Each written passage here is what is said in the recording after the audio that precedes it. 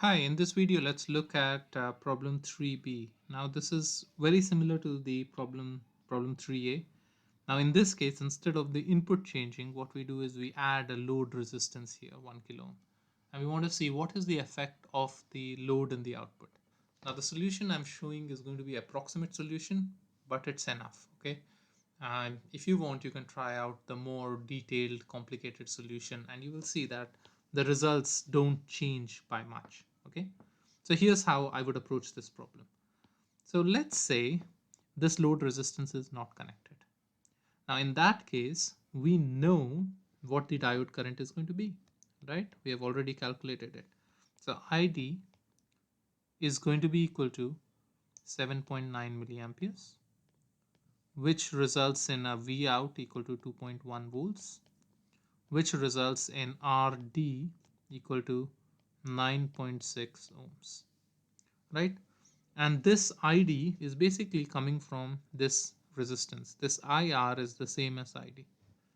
Now, when I connect this 1 kilo ohm resistance, what happens?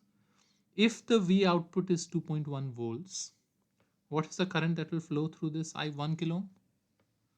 It's going to be equal to IL, which is equal to VO divided by 1K, which is equal to 2.1 milliamperes, right?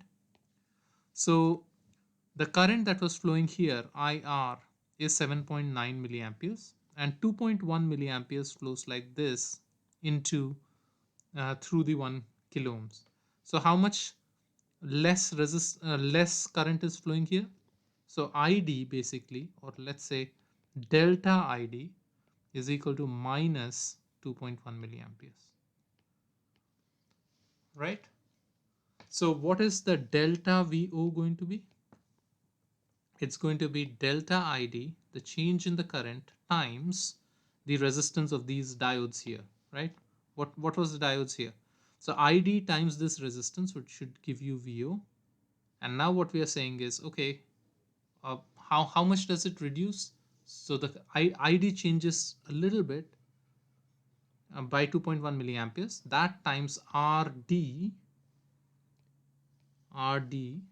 because that's the change, gives us our delta VO. And that turns out to be, if you do it, minus 2.1 milliamperes times 9.6 ohms, which turns out to be approximately 20 millivolts or minus 20 millivolts.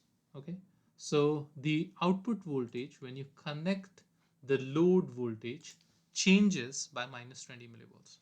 Now, this change is very small, isn't it? Minus 20 millivolts compared to 2.1 millivolts, so it's approximately 100 times less. So in that sense, this approximation works. So you may say, oh well, no, the VO changes, so our calculation of IL changes, and therefore this entire equation is not valid. You're right, and I agree with you, but this is just a first approximation. Hope that makes sense.